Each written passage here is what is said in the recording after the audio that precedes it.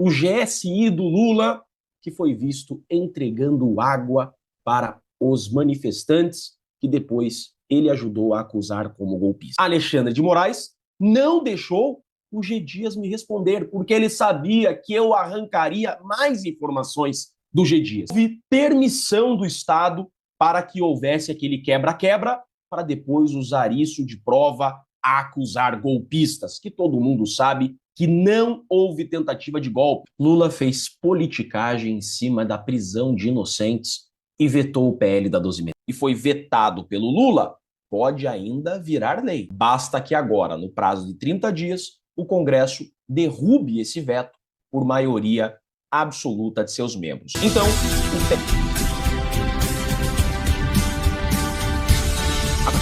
hoje é 8 de janeiro. A data que ficou marcada na história do nosso país como a maior farsa do sistema de justiça brasileiro. E nesse dia, não podemos esquecer desse cara, General G. Dias, o GSI do Lula, que foi visto entregando água para os manifestantes, que depois ele ajudou a acusar como golpistas. E eu tive o privilégio de desmascarar esse safado. Eu indiquei ele como testemunha e ouvi ele em audiência. E arranquei da sua boca que no dia 8 de janeiro havia tropas em prontidão antes da chegada dos manifestantes. Quem lembra disso? A pergunta objetiva é: havia tropa de prontidão em loco? Havia. De prevenção àquela... Doutor, já respondeu, doutor. Não, excelência, minha já pergunta respondeu, já é tem quando os invasores chegaram... Doutor, quando os golpistas chegaram, porque não são vândalos, são golpistas condenados já. Quando os golpistas chegaram, as imagens são muito claras, o senhor deveria ter acompanhado. Mas qual a imagem, excelência? As 190 ou as duas fornecidas? Doutor, como, doutor? Eu pergunto a Vossa Excelência, quais imagens? Quais imagens? Aquelas que desapareceram ou aquelas disponíveis de forma seletiva?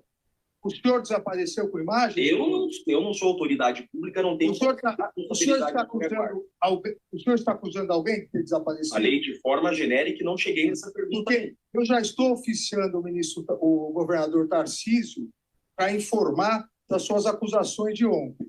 O senhor quer que eu informe mais alguma autoridade sobre suas acusações? É que a minha pergunta próxima ao general é quantas câmeras havia... Ensinamos, general. Algum... Mas por que advogado mais deseja fazer alguma questão? A Procuradoria deseja alguma questão? Ministro, pela defesa do coronel Marcelo Câmara, tenho perguntas. Só para esclarecer, o senhor caçou a minha palavra? Por favor, caçei a palavra. Caçei a palavra. Por favor. Por que fugimos dessa questão? Cadê as 190 imagens? Vocês viram com seus próprios olhos. Alexandre de Moraes não deixou o G. Dias me responder, porque ele sabia que eu arrancaria mais informações do G. Dias. Esse 8 de janeiro é uma farsa. Foi o dia selecionado pelo consórcio PT-STF a dar um golpe no Brasil. Essa é a realidade. No 8 de janeiro, havia 800 homens de prontidão com escudo antes da chegada dos manifestantes. Houve permissão do Estado para que houvesse aquele quebra-quebra, para depois usar isso de prova a acusar golpistas, que todo mundo sabe que não houve tentativa de golpe. Aquilo, na pior das hipóteses, foi vandalismo. Agora, tentativa de golpe, qualquer criança sabe que não existiu no Brasil. Essa audiência foi ímpar. O próprio G. Dias, o comandante do dia, o cara do Lula, disse que havia tropas de prontidão antes da chegada dos manifestantes. O que fica claro que tudo foi uma grande armação para colocar a direita agora atrás das grades, como fizeram. Lula fez politicagem em cima da prisão de inocentes e vetou o PL da dosimetria. Em evento sobre 8 de janeiro, Lula veta integralmente PL que reduz penas de Bolsonaro e condenados por atos golpistas. Aprovado pelo Congresso, PL da dosimetria diminuiria tempo de prisão de condenados por trama golpista. Deputados e senadores vão decidir se mantém ou derrubam o veto de Lula. Como já era esperado, Lula vetou o PL da dosimetria. Não é surpresa para ninguém. E agora? O que vai acontecer? Agora, o Congresso Nacional pode derrubar esse veto, ou seja, faz o PL da dosimetria ser promulgado à força. O PL se torna lei por vontade do Congresso, independentemente da vontade do presidente, que é obrigado a promulgar a lei. Assim diz a Constituição da República, artigo 57. Compete ao Congresso Nacional conhecer do veto e sobre ele deliberar. Artigo 66, parágrafo 4º da Constituição Federal. O veto será apreciado em sessão conjunta. O nome disso é Congresso Nacional. Uma sessão da Câmara e do Senado juntos. Dentro de 30 dias a contar do seu recebimento, só podendo ser rejeitado pelo voto da maioria absoluta dos deputados e senadores. Então o Lula tem 48 horas para enviar esse veto ao Congresso. Do dia que o Congresso receber, o Congresso tem até 30 dias para analisar esse veto. E a derrubada desse veto para forçar que esse projeto se torne lei por vontade do Poder Legislativo depende de maioria absoluta. E o que se entende por maioria absoluta do Congresso? O cálculo é exatamente o seguinte: há 513 deputados no total. Maioria absoluta são 257 votos. Há 81 senadores. Maioria absoluta são 41 votos de senadores. É isso que precisa da Câmara mais do Senado para que esse PL da dosimetria se torne lei independente da vontade do Lula. Diz a Constituição, parágrafo 5º do artigo 66.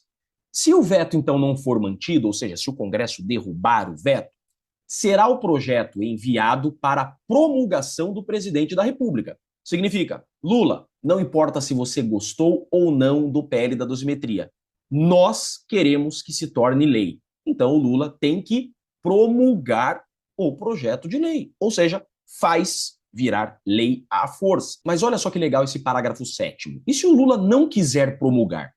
Se a lei não for promulgada dentro de 48 horas pelo Lula, o presidente do Senado, que é o presidente do Congresso, a promulgará. E se este não o fizer em igual prazo, caberá ao vice-presidente do Senado fazer. Então, o PL da dosimetria, que foi aprovado no Congresso e foi vetado pelo Lula, pode ainda virar lei. Basta que agora, no prazo de 30 dias, o Congresso derrube esse veto por maioria absoluta de seus membros. Então, o PL da dosimetria estará em vigor e deverá ser cumprido. E teremos, então, a lei da dosimetria, que diminuirá a pena dos injustiçados de 8 de janeiro. Eu já gravei alguns vídeos sobre esse PL da dosimetria e já falei para vocês, embora as penas não serão diminuídas de forma tão significativa, o que há de interessante nesse PL da dosimetria, por isso eu espero que o Congresso derrube esse veto,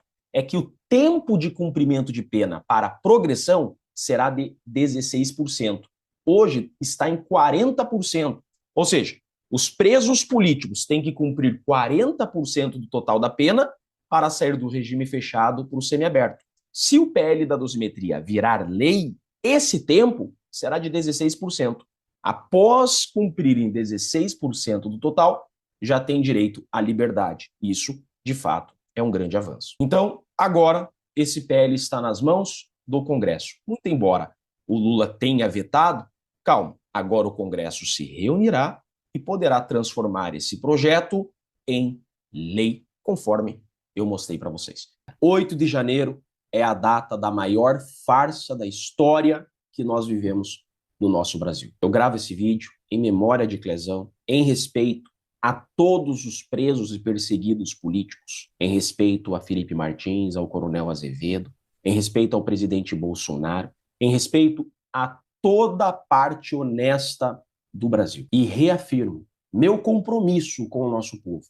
Não vou desistir da justiça, jamais vou deixar de lutar pelo certo. A defesa do correto, a defesa da justiça é minha missão de vida e eu tenho esse comprometimento com o Brasil. Eu sou Jeffrey Chicchini, sou advogado com muito orgulho e deixo aqui um grande e forte abraço a todos.